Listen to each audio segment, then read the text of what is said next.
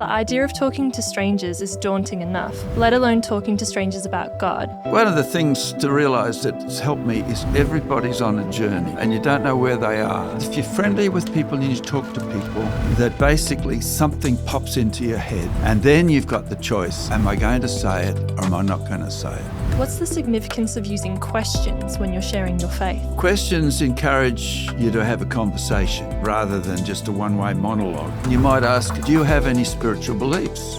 What do you think of Jesus Christ? Do you believe in heaven and hell? Well, if you were to die, where would you go?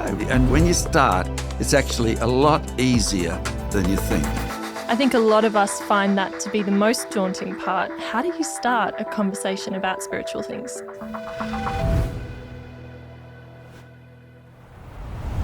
For many of us, the idea of talking to strangers is daunting enough, let alone talking to strangers about God. But today I'll be talking to someone for whom this has become a habit. Tas, I want to ask you about your journey in a second, but first, you're a scientific researcher, engineer and geologist. Evangelism seems a little offbeat. How does talking about spiritual things fit into your daily context? Well, it's something that I love to do, and it's something that I feel that part of my life purpose is doing. And it really came about because when I first came to know the Lord Jesus Christ, that's really what motivated me to want to talk about God to strangers. So your own experience of learning about God is what motivates you to share with others? That's right. And it's not really offbeat for working with creation ministries and as a geologist, as an engineer, because it's really in the creation ministries set up, and it says that the scientific aspects of creation are secondary to the gospel, and which is really what motivated me and what encouraged me and attracted me to become part of creation ministries. And so it really came out as to how I came to know the Lord as to what has been behind it all. So could you talk to us a little about that? How did you come to know the Lord? Well, I grew up in a Sunday school in the church, and I sent along, and they talk about the Bible, and they talk about what Jesus did, and they talk about the gospel, and I took it in, but it really didn't register very much, and I didn't see a lot of reality in it, but I heard what the messages were. But really the difference was when I was part of a boys' group, I went along to a youth camp. The boys' group had a camp at Easter. It was under canvas. It was out in a paddock somewhere. And the messages over Easter were about what Jesus did and his death and his resurrection and all that sort of thing.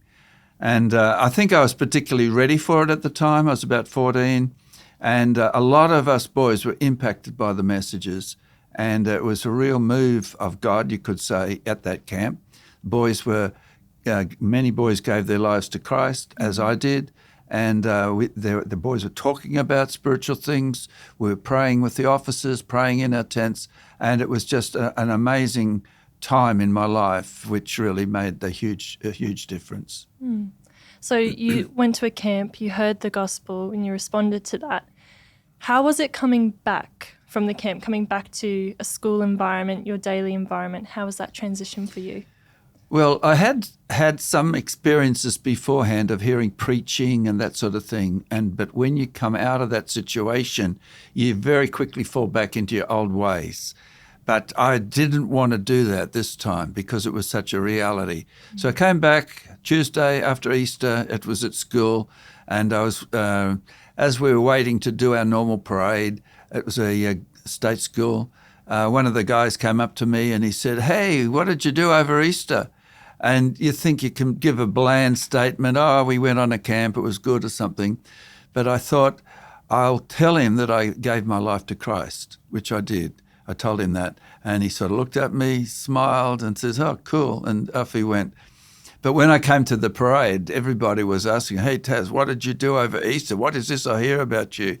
And so that was the first time I'd ever in my life really taken a stand like that for Christ. And that made a big difference into, I suppose you might say, my boldness, my commitment, and that was really the start of it.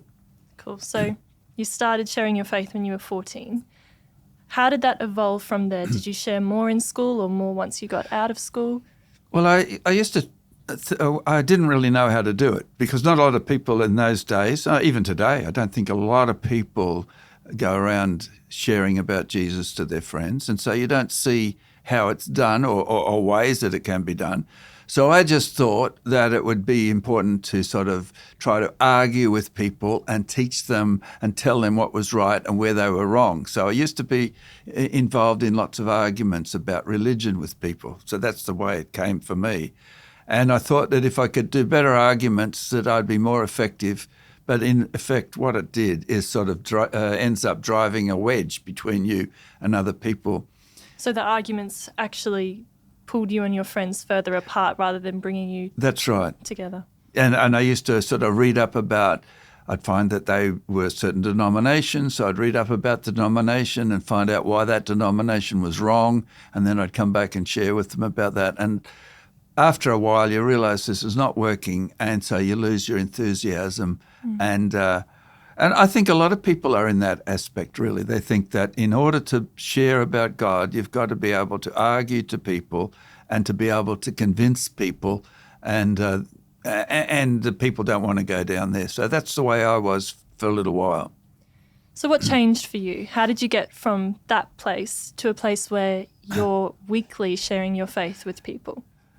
Yeah, well, there are lots of interesting things happen in the journey, and it's really amazing how God guides us. But one of the things that I took up was I heard about Campus Crusade for Christ. They had a little booklet which was called a little gospel package, I suppose you might say. It was called the 4 Spiritual Laws. At that time, that's what it was called.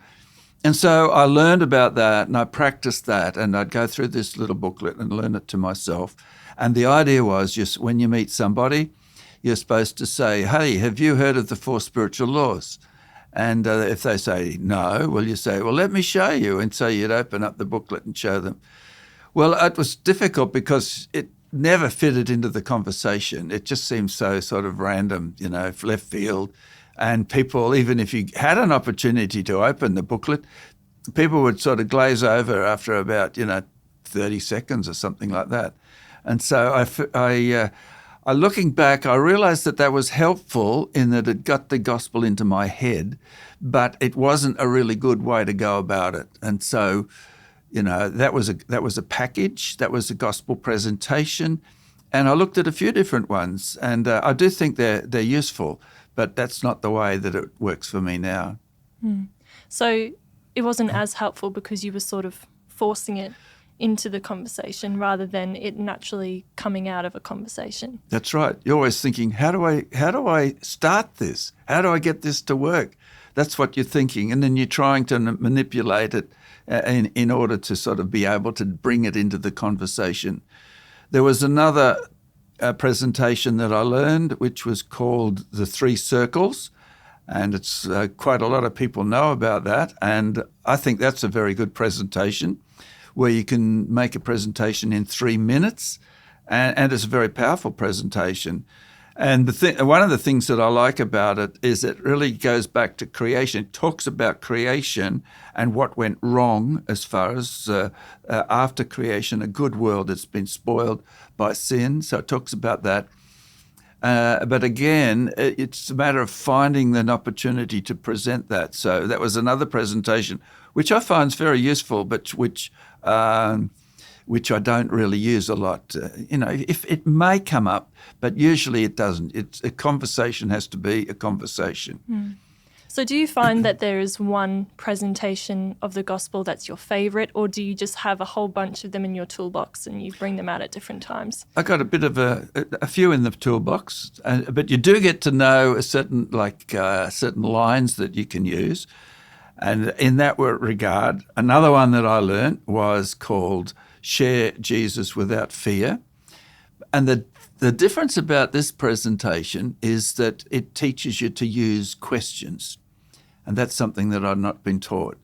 And so in using questions, they call it diagnostic questions in order to find out where a person's at spiritually. To diagnose where they are. Yeah, to diagnose where they are. And so I learnt the questions.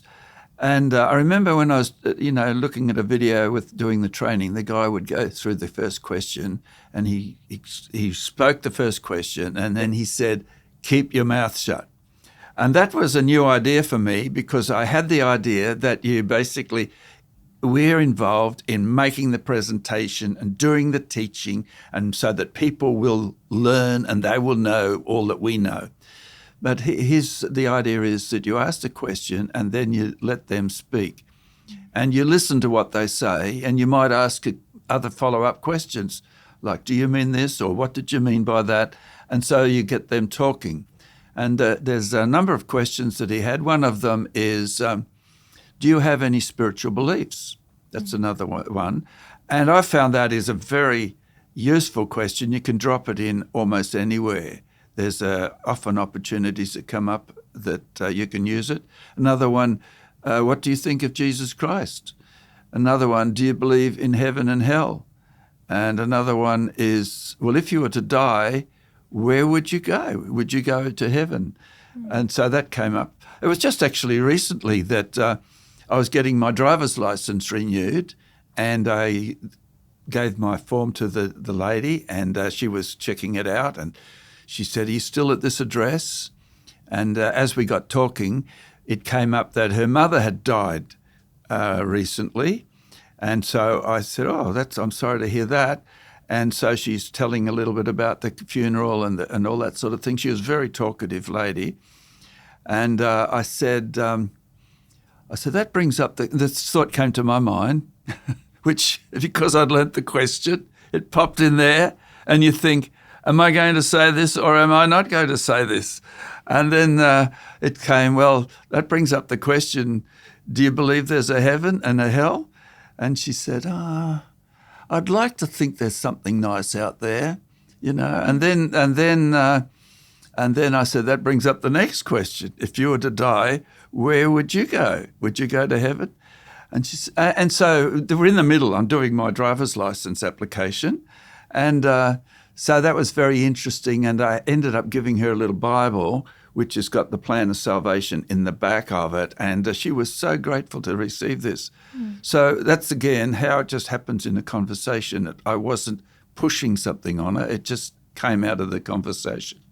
So that was something that affected me, learning about these questions and how to use them. And I find that's been incredibly helpful in just having a conversation with people. And it's so different to how you started out, your journey of trying to share your faith, where you felt, I need to have all the right arguments and I need to convince you, to coming to this place of I'm going to ask lots of questions and try and let them go through. So Tas, you mentioned just before about starting conversations. I think a lot of us find that to be the most daunting part. Maybe once I'm in a conversation, maybe I'll be able to carry it on. But how do you start a conversation about spiritual things? Well, starting a conversation is the first thing. That's the first thing. And like I talked about getting my license checked by this lady. And so she said, do you live at this address still? And I just added extra stuff. I said, yeah, I'm still there. I said, I just can't bear to think about what it would mean to move, And so that, then she offered something about her situation and it just went from there. So that's the way I start a conversation is if I meet somebody, I just say, wow, it's hot today, isn't it? It's hard to believe just how we're going to cope in this heat or something like that. Anything, you can bring up anything and people will respond usually. I can say something about the rain or something about how busy it is or something about, I like your, that's an incredible hat you've got on or something like that. So I just bring up anything. I was in a shop just recently and there was a guy and I standing outside the big refrigerators for the milk. And I said, boy, there's a bit of a traffic jam here, isn't there? And so we started talking about the milk and he says, do you know me? I said, well, I do now. And so we got talking and that's how it happened. And I asked him what he did. Is he retired? And he wanted to talk about his work, what he used to do. And do you live on your own?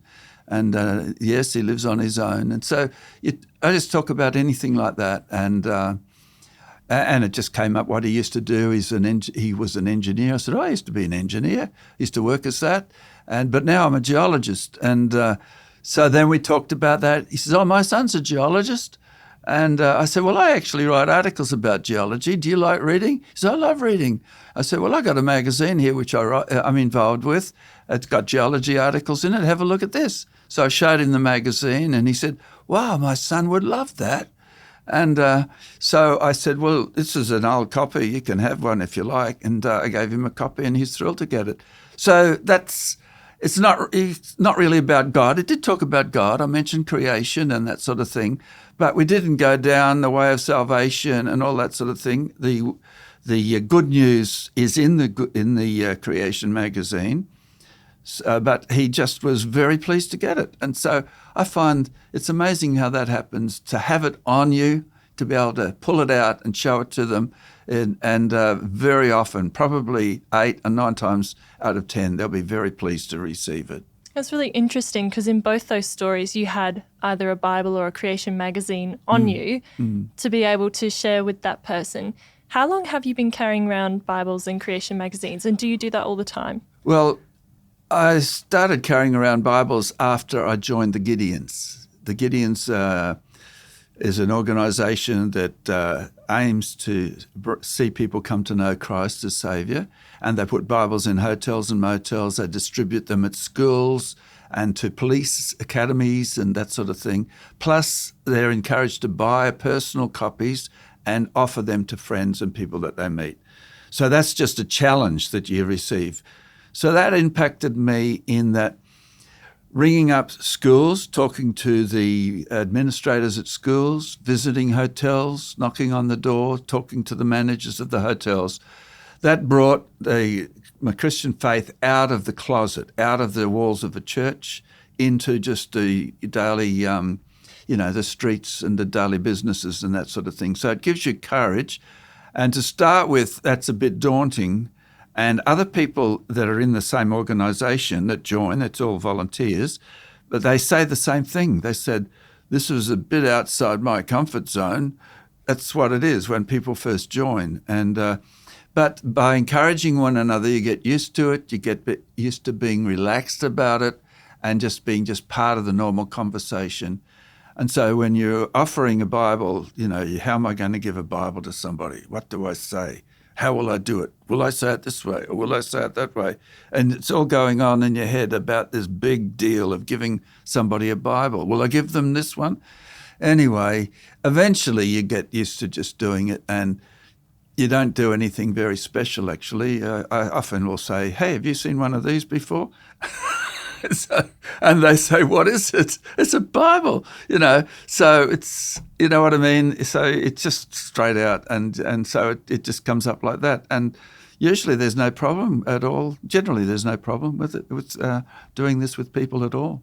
So would you say that for people who are nervous to share their faith or find it awkward in their workplace or schools, that actually just stepping out and doing it regularly is a helpful thing?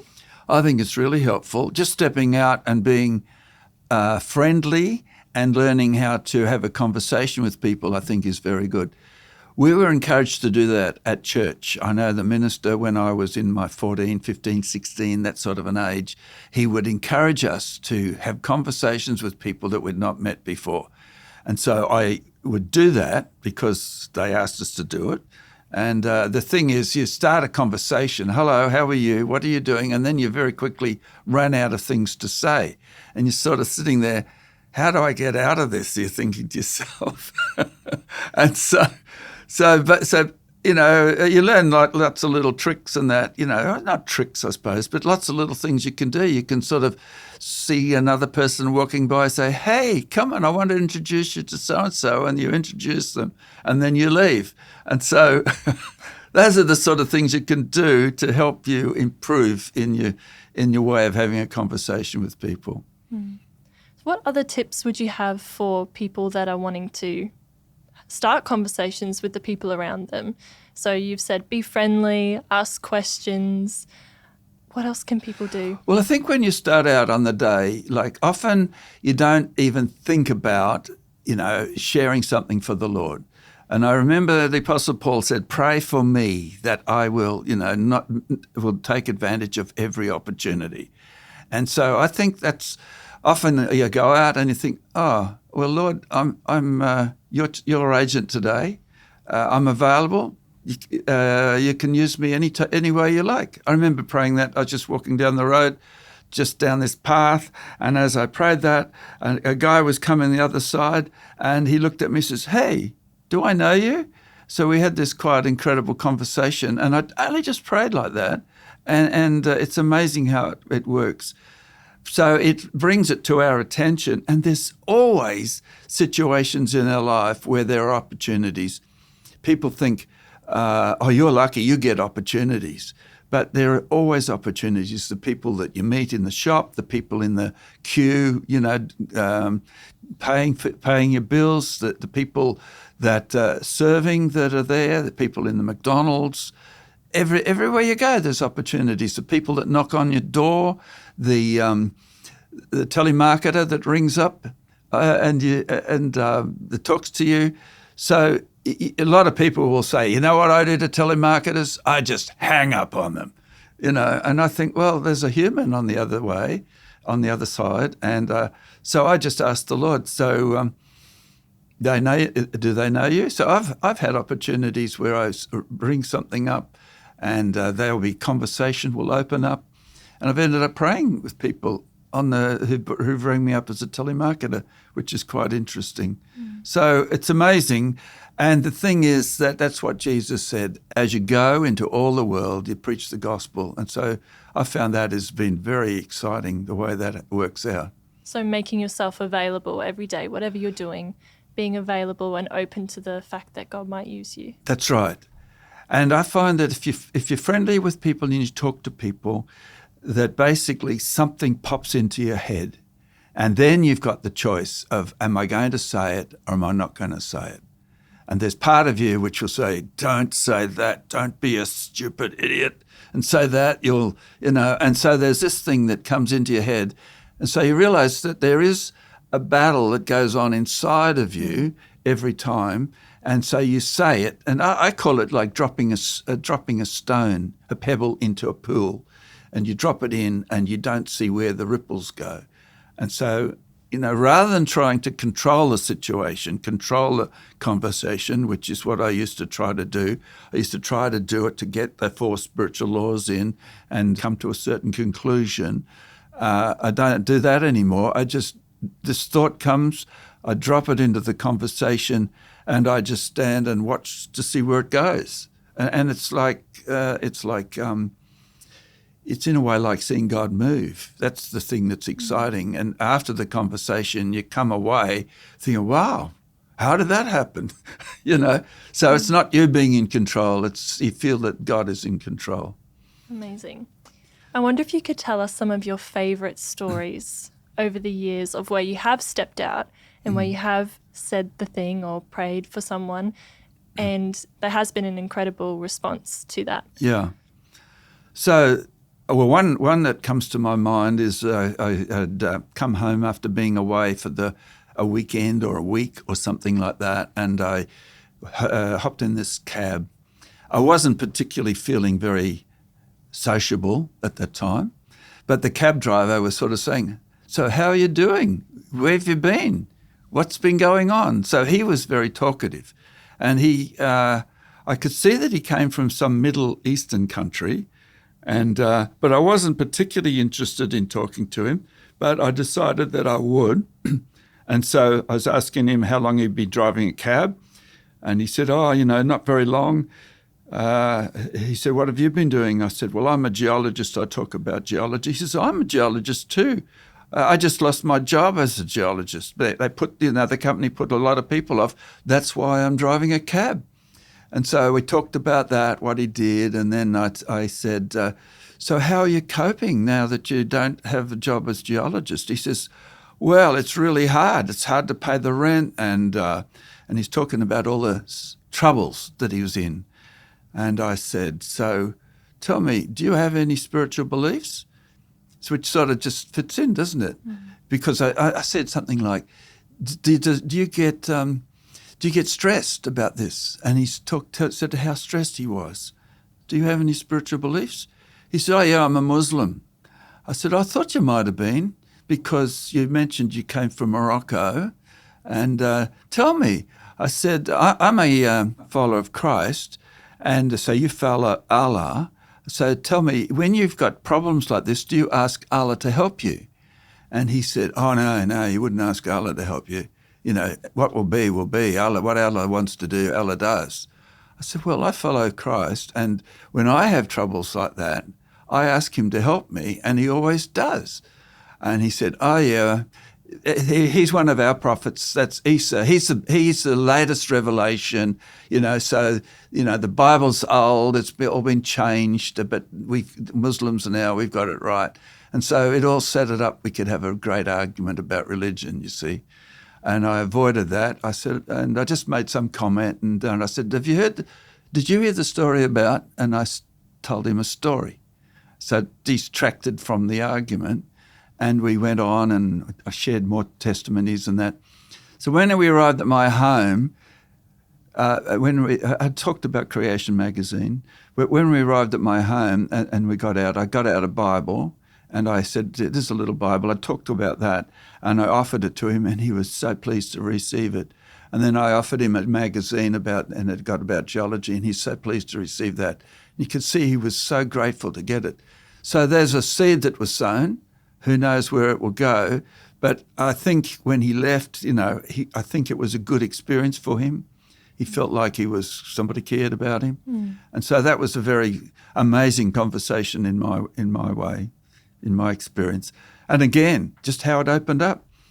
And so I've learned not to argue with people. And, some people love to argue. And it happens in me. I sort of feel like putting them straight. And, but it's something that I don't do now.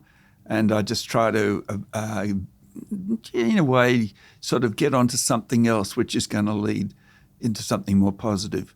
I remember the first time that I ever experienced this was I was at the university handing out Bibles. With Gideons? With the Gideons. And we would just stand on the sort of sidewalk, footpath, as the students were passing by. We'd offer to the uni students. And then one of the groundsmen was passing by. And as he was passing by, I offered him a Bible, and he says, no thanks. You know, go and kill all the women and children and kill all the animals. No way. And so I was thinking, I think he's referring to the fact that God told the children of Israel to go into the promised land and to drive everybody out and not to spare anybody. And I'm thinking, now I've heard an answer to this question somewhere. I can't think of what it is. and so I said, I prayed a prayer. I said, Lord, I don't know what the answer to this question is. And I struggled to get an answer. And I said, yeah, well, that's a fact of life, isn't it? That sometimes what the parents do really has a bad impact on their children. And then there had been a big news report that week in which some children had been neglected in their home, and there were photographs in the newspaper about this family. And I mentioned this to him, and he said, yeah, he says, I can't understand why any family, any parents would neglect their children like that. And he sort of attitude changed. And he said, I don't know why anybody doesn't look after their children. And it turns out that his son and his wife had a child that was a little bit handicapped.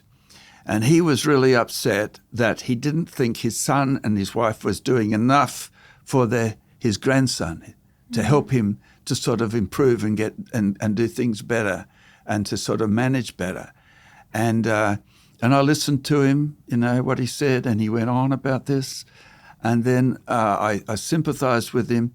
And so eventually he came and he said, no, I have to go. But hey, yeah, I will have one of those if you don't mind.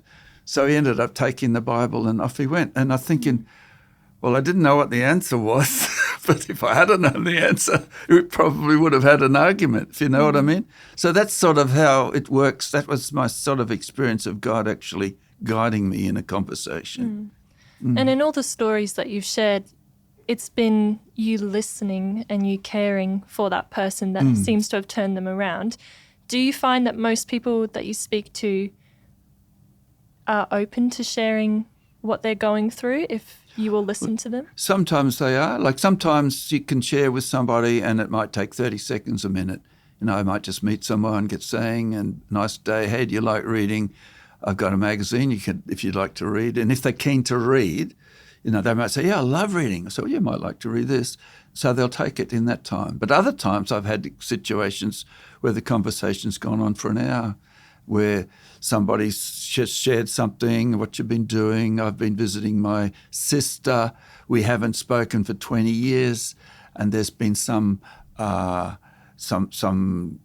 has happened where they hadn't talked to each other, and she'd gone to reconcile with a sister. And so it's amazing how the conversation can go. So you just don't know where it will go. And sometimes you can offer to pray with people. I had a situation once where I was in the local area. I had walked past a garage sale, and I went in to have a look, basically so that I could talk to somebody there. And as I was leaving, I had just heard a question to ask, and I was wondering if I was game to ask it. So as I was about to leave, I said, hey, if God could work a miracle in your life today, what would you ask him for? And she thought, and she said, I'd ask him for my daughter. I said, so what's going on with your daughter? So, well, the doctors have told her that she was not going to have any more children. And I wasn't game to pray for her at that time. I think I could be braver now, but I wasn't game to pray. But I said, yeah, I'll pray for that. I'll get I'll get our church to pray for you. And so I walked up the street and I prayed as I went up the street. I didn't go back there probably for a year or something like that. And one time I was back in the area and I knocked on the door and said, hey, do you remember me? She said, yeah, I remember you. You're the man that prayed for us and your people. They prayed for my daughter. I said, yeah, that's right. Well, she's here. She's here at the moment. And the baby's here too. And that was quite amazing. And she brought her daughter out. I just wish I'd have taken a photo of it, This is the man. He prayed for you to have a baby. So it's sort of, you wonder about, does God work? I think the thing is just to relax and not to try to make him work, but just to relax. And when something comes up, just to follow through on it. Yeah, because it's amazing. And it's always a challenge. When something comes up, you've always got to take a step of faith and say, will I or won't I? Will I make a fool of myself or not? And so you just have to step out, which is pretty exciting. So special. If you're enjoying this interview, you might be interested to know that we also produce the world's most widely read magazine on the creation-evolution debate, Creation Magazine. It's packed with beautifully illustrated articles showing how real science supports the Bible. It's designed for the whole family and is a great tool for strengthening your faith. Sign up now to receive 4 issues per year. Follow the link in the description. So Tas, when you moved to working for CMI, did that change how you approached evangelism at all? Well, that was impactful on the evangelism. And I sort of came into CMI a little bit on the same mindset, thinking that I would learn more things which I could use as big sledgehammers, which I could use on people to break down their objections to the gospel. So I had the same sort of idea. And there was a book called Creation Evangelism, which talked about that. Now, creation evangelism is highly significant, and that can be a roadblock to sort of people even considering whether the Bible has got any relevance to them or not. And so I think it's incredibly important. And we get so many people writing in with testimony saying, there's one guy that wrote in and he said something like, I travelled around all the different hotels and motels in the outback. I had I said that the worst side of life, and I took part in the worst side of life, but somehow I got a hold of a creation magazine. I don't know where it came from, and that totally transformed my life. It pulled me out of being in this desperate, at the bottom of the pit place. And so that was Creation magazine impacted him. So we get a lot of stories like that. I had a situation. I was at down the Gold Coast in a fish and chip shop, and got talking to a guy who was from Europe, and he was surfing all around Australia. So I'm not sure where he came from, but somewhere in Europe. And I thought, okay, I could give him a little Bible. That's what I thought. Bible's got a little map of Australia on it. And so I offered it to him, and I said, you might like this. It could be a memento of your visit to Australia. And he looked at it and he said, no, I'm not really into that stuff. And so he turned it down. And so I find that typical of a lot of people from the West, people from Europe, people from Australia, people from New Zealand. They a lot of them, not all of them, but a lot of them have shut out the Bible as sort of being able to have any answers for them. So anyway, I just kept talking. That's the other thing about doing this is you've got to get used to rejection, and don't take it personally, and you just keep talking and say, hey, I find it very useful, but tell you what, I do this and blah, blah, blah. You just keep talking. And then I said, I have in my phone, I've got a little card, which is a creation CMI card. It's called creation.com. It's on this card. And I said, this is where I work. I gave him the card. And so I kept talking, and he turned the card over, and he's reading the card while I'm talking to him. And he said, and the card says things like, does God exist? Doesn't evolution mean that there's no God? Are dinosaurs real? If God is good, why are there so many bad things in the world? All big questions that we hear all the time. All the big questions. Yeah. Noah's flood, did it really happen? Did it really cover the whole earth? What about aliens? So there's just these little questions on the back of the card, and he's reading it. And he said to me, I think about these questions all the time. So he said, you don't want the Bible, but I've got all these spiritual questions, but I don't think the Bible's, I don't think the Bible's got answers to these questions that I've got, when in actual fact it has. So that was very powerful to me. I think one of the things to realise that's helped me is to realise that everybody's on a journey, and you don't know where they are. And a person, may meet a number of Christians in their life over a period of time, and it takes a while for them to sort of get a message from it, and so they're on a journey. And so that took the pressure off me to sort of think that I had to get through and finish the presentation and bring them to a place, and would you like to receive Christ, that sort of thing. But just whatever it was that was going to help them on the journey, and it was going to be fun, and it was going to be friendly. And so that's made a big difference in my life. So you've mentioned listening, and you've mentioned asking questions. Do you have any other tips for people who are maybe just starting out in this journey of sharing their faith? Dropping a question into people's lap, like I mentioned a few, like, do you have any spiritual beliefs? Do you believe in heaven and hell? Those are questions that can cause people to think, a stone in their shoe, we sometimes refer to. And the other thing that I really think is important is practice, practice, practice. The more you practice, the better you get. I have a granddaughter that does something similar to this, and people will say, you're very good at this. You've just got a natural ability. And she'll say, yeah, well, it's taken a lot of practice. And so practice is the really key. And when you practice, when you start, it's actually a lot easier than you think. So, Tas, before we finish today, do you have any last stories for us? Well, I always take opportunity when I go to the airport and when I go travelling. And, of course, part of the drama of going to the airport is you have to go through security. And so after I go through security, people are lining you up and stand here, put your hands there and all that sort of thing. And when you finally get through, you have to collect all your gear, your belt, your bag, your computer, your wallet, your glasses, everything, and you've got to make sure you got everything.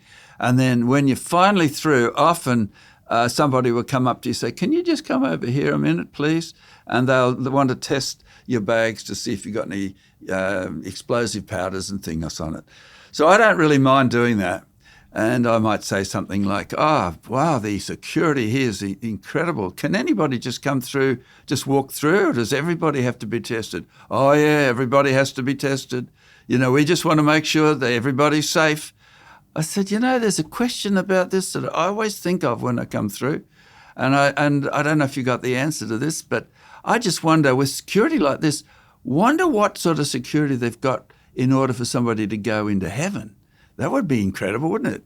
Have you ever thought about that? I said, oh. But sometimes you get into a conversation. That leads into a conversation.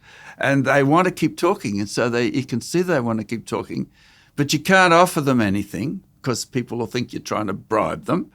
And so I'll just say, look, to get more information, just go to creation.com. Creation.com.